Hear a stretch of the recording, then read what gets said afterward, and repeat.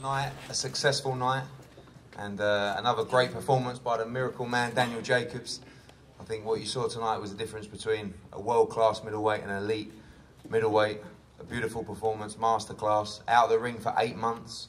A little bit rusty, but you're not going to see the rust again.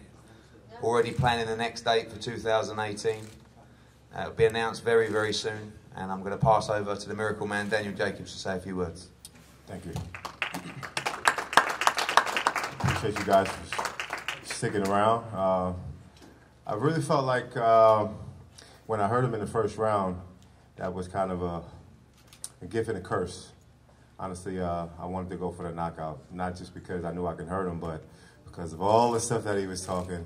I guess it was just in me just to stop him to prove a point. But in doing that, I could have did a little bit better as far as being sharp, but like my promoter said, we've been out the ring for a couple months, and it's only about getting sharp and staying active and making sure that that doesn't repeat itself. Much respect to Luis Arias and his team, but I did go out there and prove the point that I wanted to prove, which is that there's level to this game, and he was outmatched, and I knew the attributes that I brought to the table, that he wasn't able to deal with it, and that's exactly what we showed. I'm looking forward to bigger and better things. The future is very, very bright. Even though this, to me, wasn't the best performance, I'm looking forward to having the best performance in the near future. So, thank you guys, always, and we can go to some questions. Danny, not sure if you caught the tail end of his post-fight, but John David Jackson had a lot to say. He said you were a cruiserweight in the ring, essentially. And he made a big deal that you came in, you know, huge, like in a whole different weight class than Lewis. Dude, I know you hate being, you know, getting that accusation post the Triple G fight. That's been a big thing of you not weighing in on the scale. Can you make a comment on that? Well, I mean, I make middleweight, and I'm probably the biggest middleweight because I skip leg day. You see my legs, I'm skinny at the bottom and I'm big up top, right? So it's not my fault, that's just the way things work, but I'm just a really big middleweight, and I can make it easy. This camp for me was the easiest, and big shout out to Chris Algieri. This camp was the easiest that I've made 160. I was able to have breakfast the morning of the weigh-in. I was able to feel good and feel strong. I can't help if I'm a big middleweight, but that's not an excuse for anyone, because if you're an elite, then you're elite and you know how to avoid certain shots, and I don't think he was really able to avoid much. I mean, he held and he grabbed and, you know, he ducked and dodged, but I'm just an elite fighter. It just so happens I'm one of the biggest middleweights in the world. Danny, yes, sir. Congratulations. Thank you. Arias held a lot. Did the referee ever address that, you know, when he was speaking to you guys? Because it didn't seem like it to me. Yeah, I think the referee, he gave him a couple warnings. I would have liked him to give him a lot more warnings, but the referee did a stellar job, no complaints. He was in survival mode from the first round on. Once he got hurt, he was in survival mode. And it's really hard to stop a guy who's, like, experienced with the survival skills. He was grabbing, he was ducking, he was holding, and I really wanted to display my skills, and my trainer kept telling me, put your combinations together, start from the body, because that's where he would start when he started holding. I just started a little headhunting a little bit too much, but you know, it's just about the experience, and I gained a lot more experience in this fight than I've done in my previous fights for that reason alone. Danny, was he better defensively than you thought, or would you not even say that he was being defensive because he was so looking to survive? How do you see Yeah, I don't think it was, because when you know, there's a difference from being defensive and trying to really survive. I mean, he swayed a couple punches, but like I said, I was really aiming to get the knockout. So at times it seems if I was swinging and missing, it's because I was really anxious. But I don't think he was the best defensive guy that I fought. But he did a really good job at holding and surviving. I give him that. But he didn't pose any threat. He didn't hurt me at any time in the fight. And I was able to see all the shots. You know, he wasn't that fast of a guy. I just think I could have done better, but I did think I put on a good performance. A nice, strong 12 rounds for me, and getting that experience where people think I'm this huge knockout artist. You know, it just shows my diversity. Danny, were you surprised that he didn't stand in the middle of the ring? Yes, I am. I think he fooled all you guys too. Like, I think with the lead up and build up to this fight, I think you guys really, as well as I did, thought he was going to stand in the middle of the ring and bang it out. So the first round, my mindset, I was going to be a little precautious and kind of, you know, be a little bit more defensive than I normally am. But when I started seeing him going backwards, when I wasn't really posing a threat, I said, okay, I see what type of party this is going to be. And it was actually worse than I thought, so. I got 2 questions here. Danny, first, congrats on the performance. Thanks, Al. At what point in the fight did you realize, all right, this dude is in straight survival mode, and I'm really not going to be able to stop, so let me just finish, close the show, you know, win every round comfortably. Did you feel that way at any point in the fight? Maybe the second half of the fight, I knew that, because I thought that him being inexperienced and going 12 rounds, that I might get him in the 11th or 12th or 10th round in the championship rounds. But he was able still to survive, and even though I hurt him a couple times in the fights in the later portion, yeah. And that's credit to my trainer. He told me to go down to the body because every time I go for the head, the guy ducks down and holds, and you know, he just had survival skills. I mean, there's nothing I can say about it. I mean, it was just a learning experience. My second question is for Eddie. What do you think of Danny's performance? You know, you've been working with him with this first fight. I think it was a masterclass. I think he was trying a bit hard too early. There's a lot of pressure on him tonight, and I know that he says a great line at the press conference, it's not my first rodeo, which is true, but also, you know, he wants to impress, he's keen to impress, and I think if ARIAS would have boxed the fight that he said he was going to fight, you would have seen a different performance, but what you saw was a masterclass from an elite middleweight, and this game is very tough, so to come out 12 rounds unscathed, really untouched, unmarked, and making a lot of money is really what this game's about. It's a very, very tough sport, and these fighters deserve every dollar they get, and they need to know exactly what the plan is. And the plan tonight was 12 rounds, win every round, have a couple of weeks off, back to the gym. And that's what it goes. Bank the performance, bank the money, move on to world titles. That's what it's all about. It's a very, very professional performance from Danny against a good young fighter. You know, I mean, I think he realised that he was a bit out of his depth during the fight, but you know, he's a good young fighter, Luis Arias. But yeah, what you saw was an elite middleweight. So I saw what I knew, which is Danny Jacobs is one of, in my opinion, the best middleweight in the world, and you'll see his level rise as you do always when he steps up against the even better guys. I mean, hey, listen, I just think, you know, to add to what he's saying, I just think you can't really knock out everyone, but I showed, you know, bits and pieces of my different attributes. I think once he got a feel of the power, that's when I was able to put my combinations together in the later portions of the round. So that's early on when I said the pressers and the building up of this fight that I wanted to show my levels. And even though I could have done a better job, I do feel like I did just that. I think he realized in the first round that he's outclassed. Yeah. You know, I seen it in his face. When you said it in the post interview, you said, you know, it takes a while to let go of some of that anger and that anxious. Is it still there now? Are you going to go? No, I just finished seeing his mom, and she came up and we spoke, and we said there's nothing but love and respect. Like at the end of the day, you know, we human, you know, and the back and forth talk, yeah, it's going to get under my skin, but I respect him. Like, you know. Did you want to say on camera, who ran now? No, that's not it. No, that's not. No, I would never disrespect him. My skills spoke for me inside that ring, and that's really at the end of the day what it's all about. You know. Your speed, you look really fast. Your speed was really impressive today. I felt good, and I was able to utilize my jab a lot more, which my trainer loves, because in the last fight we kind of strayed away from that. And I think just adding different pieces to the puzzle as we get in this experience. So I don't look at 12 rounds with a guy who many feel like I could have stopped as a defeat or a loss. I look at it as progression. But what it is that no one really knows him because he's never fought anybody. So we don't know if he could even be stopped. Right. Yeah. And that's the thing, too. I've said leading up to this fight that you have to respect a guy like this because a lot of people in the inner circle, the boxing world, know this guy and he has respect amongst the boxing community. He's just not known to the world. And that's why I had to be on my A game and expect, you know, his very best. Congratulations, Daniel. Thank you. I know this week you've been sort of avoiding looking further than Luis Arias and giving him the respect that he deserves. Absolutely. Now that's done, who would be your #1 target if Eddie Hearn could make something happen for you? My #1 target? I mean, how do you say a #1 target in a division with so many different great contenders and champions? Obviously, I want to go for the best. But if it doesn't happen, then we have a list full of guys that we can pursue. And it's ultimately about really what the fans want and what makes sense. With David Lemieux, Billy Joe Saunders being tied up, as we spoke about. Yeah. Looks like Canelo Golovkin's going to be potentially tied up. Does that leave Charlo? Would that be the fight to tick your boxes? Charlo, like I said before, I want to fight the very best. And Charlo just moving up to the middleweight division.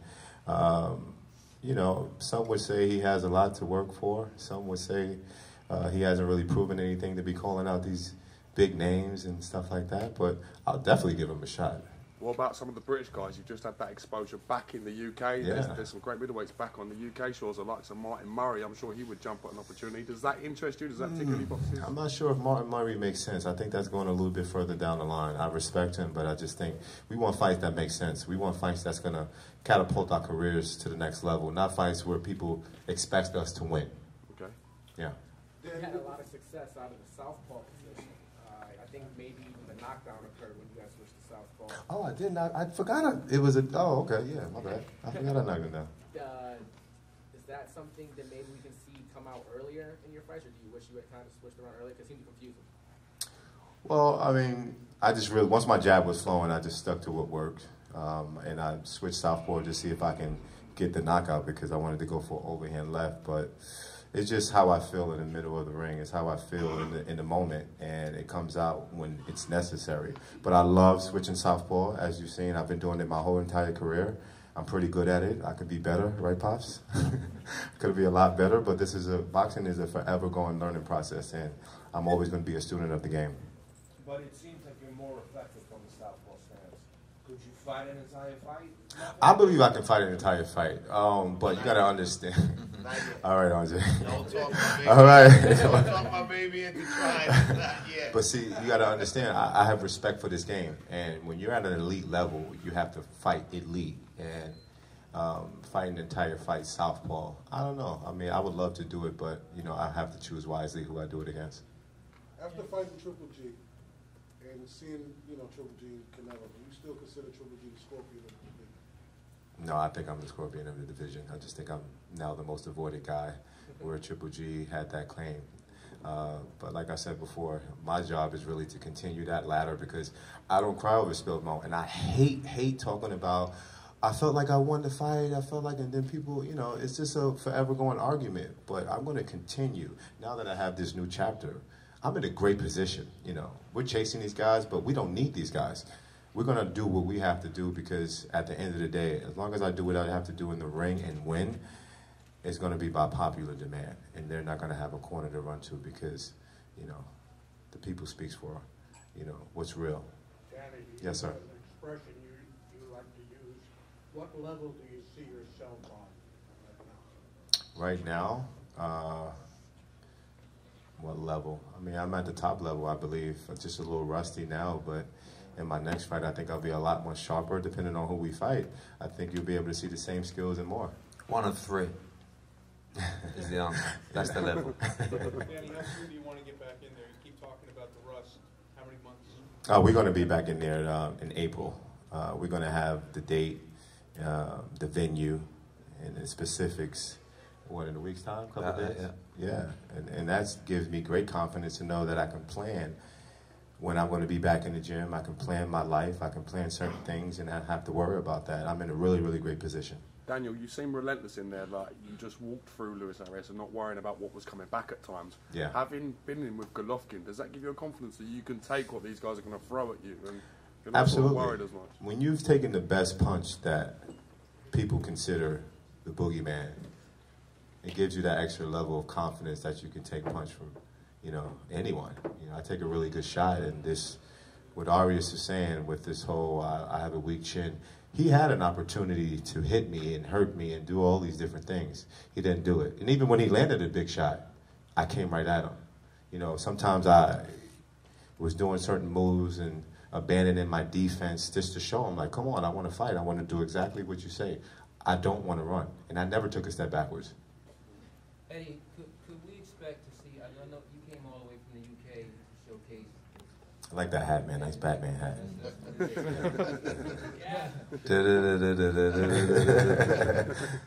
you came to showcase Danny Jacobs tonight. Danny, great performance. Thank you, brother. Also, we saw Jarrell, Big Baby Miller in there. He spoke about Dillian White, the possibility of that fight happening. And HBO being involved with Danny, I'm sure he didn't get involved with that network, neither did you, not to say that Luis Arias isn't a big name, but we could expect to see a bigger name opponent in April alongside Danny and maybe a Dillian White, Jarrell Miller situation. Could you talk about that possibility? Because, I mean, it would seem that you wanted to showcase him to a British UK audience as much as, I mean, we already know Danny here. So. Yeah, I mean, I think that the UK audience is very mature now in terms of boxing.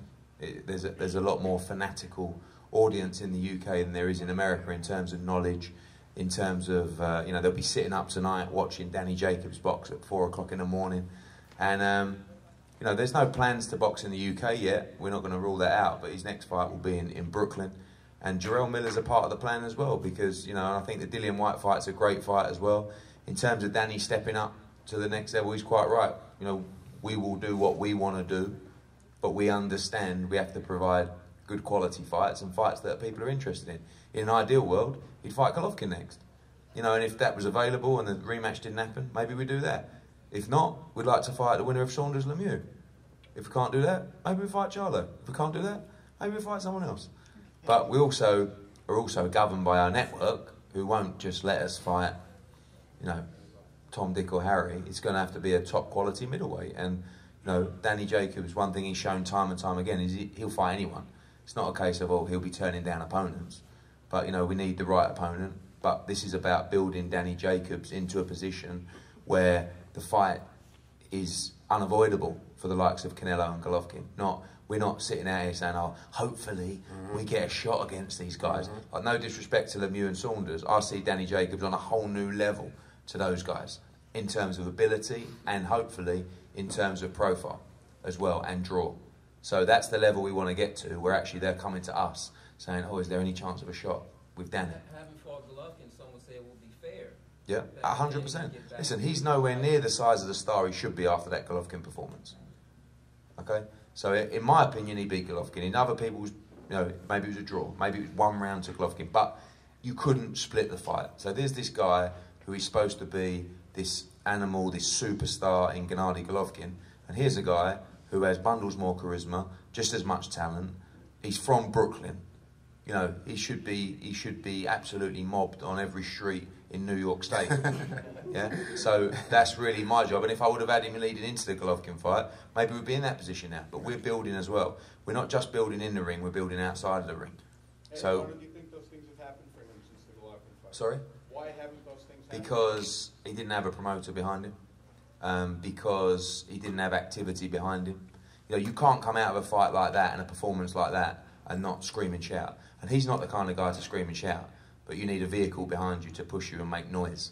That we should have won that fight, that we want the rematch, that we're the best middleweight in the world. That's just standard behaviour, standard promotional literature. That is. This deal with Eddie seems like it makes sense after the fight week and now the fight is over. Like, how's the experience with Eddie?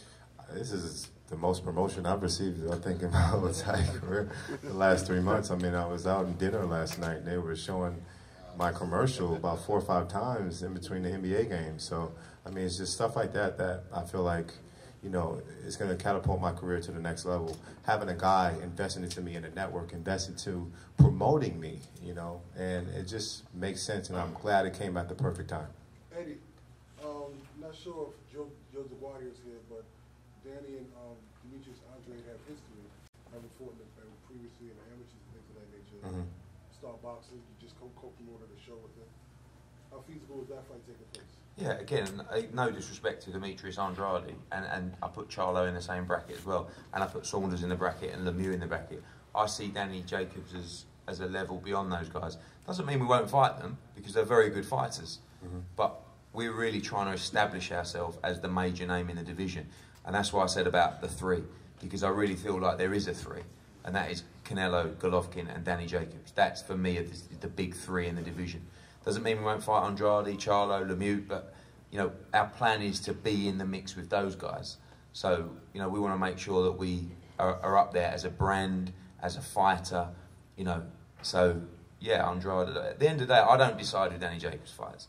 You know, we'll speak to the network, then we'll sit down with Keith, we'll put it forward to Danny and the training team, and ultimately they'll make a decision. But we're doing our own thing. We're not really chasing anyone in particular. We're going to do our own thing. Eddie, before the fight, you said if Jarrell Miller beat Marius Wack convincingly or impressively, you might be in line for an Anthony Joshua shot. After tonight, where you...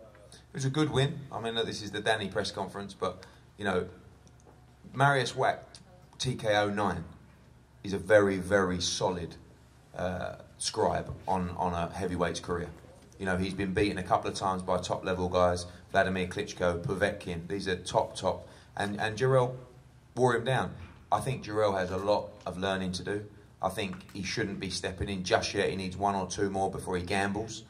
And again, I'd like to see him bank the money. You know, this is a tough sport. Bank the money before you gamble. And that's what Jarrell Miller needs to do. He needs to come back. I'd love him to box on our card in April. He's from Brooklyn as well. You know, he's an exciting heavyweight. He would have learned so much fighting the likes of Marius Wack. But again, Marius Wack, TKO 9, is a very, very impressive win and puts him probably 1 or 2 steps away from fighting for the world heavyweight title. Danny, did you notice Arias favoring his foot because you say he had a blister on his sock? Oh, he had a blister now. Oh, he did? Oh, okay. Those pesky blisters. Yeah. I mean, I don't know. Maybe if he didn't run, or if he'd have met me in the middle, he wouldn't have had surgery on it. Much respect to Arias. He actually left with his foot in a splint. It was on top of the foot. Yeah, man, listen. You know, at the end of the day, it speaks for itself. Yeah. Danny, can you describe your experience at Nassau Coliseum? It's been amazing. I've loved the experience. You know, Brooklyn spread love. That's my motto. And I would love to fight all over the world. I'd love to fight and give people who haven't had an opportunity to see me fight live. You know, so coming to the islands, I'm still a New Yorker, still have people come out and show support and give these Long Islanders a great show. I really felt that's what we did. We accomplished. Me and Baby Miller put on a great show for the fans along with the rest of the other cards. And I look forward to continuing that legacy. I think, you know, Barclays Center obviously makes more sense because that's where I have my biggest draw. And, you know, we really have opportunity to sell this one out. But, you know, that's about building our brand. And that's really the experience that we have. And we're going to continue to climb that ladder. I'm glad that I had an opportunity to come in Nassau Coliseum and perform in front of these people. Eddie, what's your assessment of your first show here in the U.S. and moving forward? What would you do differently? It's a great learning experience, and you know, I want to thank obviously our team at Matchroom, done a great job, and the co-promoters on the show as well, Salita Promotions, Joe LaGuardia, Rock Nation, Golden Boy. I think that's a marker for us that we're willing to work with anybody in boxing and not let the politics of the game spoil fights for the fans. Again, working with partners like HBO, Sky Sports, Brooklyn Boxing. I want to thank Brett Yormack, Anthony Cantanzaro, and all the team at Brooklyn.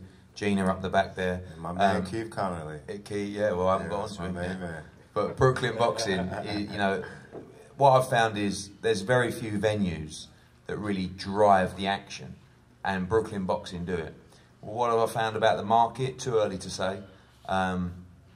Little bit of a lack of noise but I'm comparing it to the UK fans who are crazy, who are dancing around, singing, jumping around, and you know that's going to take time to understand. But everybody's got 2 arms, 2 legs, and a heartbeat, and they love a great time. And boxing's the greatest sport in the world. So I feel like tonight was a nice, solid start for us. I think we'll be back in the city for the next fight, and quite right, as Danny says, Keith Connolly, thank you very much for all your help. There's few managers who care as much for their fighters as Keith Connolly. Yeah, I agree. And you'd think that actually he was Danny's dad rather than his manager. But he's done a wonderful job for Danny Jacobs, and it's great working with both of them. So for now, it's just a New York thing? No, we're going to be doing 4 shows. Look, my deal is I'm not exclusive with HBO. Okay? Danny Jacobs is exclusive with HBO. So we'll see where it takes Matchroom Boxing USA. Had 24 phone calls in the last 2 months from big-name American fighters wanting to sign with Matchroom. I can't give them what they need. There's a big problem with American fighters that don't have the activity, and it's hurting them inside the ring and it's hurting them outside the ring. So Daniel Jacobs is the flag bearer for Matchroom Boxing. He's the ambassador for Matchroom Boxing, and we're going to put all our focus into him right now, and we'll see where it takes our business. But I don't want to start signing 20 fighters and promising this and promising that, and they're only boxing once a year, and I can't really get behind them. I can't deliver them the TV dates. That's no good for anyone. So luckily for Danny, he gets our full attention for now. And listen, maybe in 6 months' time, maybe in a year's time, we've got 12 dates a year. I need 12 to 16 dates a year from a network. That's what I need. Thank you. Eddie, any conflicts with Frank Warren and Saunders in regards to British TV? Yeah, listen, I haven't got the best relationship, but I'd still work with Frank Warren, no problem. But, you know, I think Saunders has shown his willingness to travel. You know, I don't know how long he's got left on his contract with Warren, but he's willing to go to Canada. So I don't see why he wouldn't be willing to come to New York for a payday. I know Billy Joe Saunders very well. I talk to him often. And he's a little bit crazy, but he likes, as we say in Britain, he likes a pound note, which means he likes a dollar. So, again, Billy's a very good fighter, and he's world champion, but I don't perceive him to be like Daniel Jacobs, you know, and but he has a belt. And, you know, all this building the brand, all this sort of stuff, we're still in it for the glory. Right. We're still in it for the belts. You know, as much as Danny wants to be a star and listen to me talking and building him up, he wants a belt around his waist. Very true. So that's the end goal. But we're only in the short term now. I have one more question if anyone's got one, guys. What were you saying to him during the fight? Were you saying don't run? Yes, I was. That's exactly what I was saying. And then I was pointing to the ground. You know, when you make your foot go across, like, hey, listen, this is where I'm going to be. I said, don't run. Why are you running? He said, I'm not running. I'm boxing. And I was thinking in my head, that's the same thing I was doing with Triple G, but you was calling that running. But, you know, I called this bluff, and you guys were able to see exactly what I was saying, that there's levels to this game. I have nothing but respect for that young man, him and his family. He was a great opponent, but I went out and showed that there was levels to this game. And we're going to do better each and every time out. I just want to thank my team, Team Jacobs, ARIAS Rozier, Victor Roundtree, up in heaven, that's my trainer. God bless him, I miss him. Anthony Irons, Chris Algieri, Mike Rella, my main man, Scooty Scoop, my conditioning trainer, and my brother from another, Keith Connolly. I just want to thank everybody for always making sure that, you know, I'm in the best space possible to give my best. You know, boxers go through so much. I mean, you guys only see 36 minutes inside the ring, but it's a lot that goes on the outside. And to have a family that really genuinely care about you and support you like their own, I mean, it's priceless. So I just want to thank my team. Thank you, guys. I'd just like to say as well, great job, coach. Great job, Chris Algieri as well. Great job on the way. And Scooter, I'll tell you what, I've not seen a fighter work that hard over 12 rounds and still not be breathing. Well done. Well done, guys. Thanks for all the support. Thank you so much, guys. Thank you.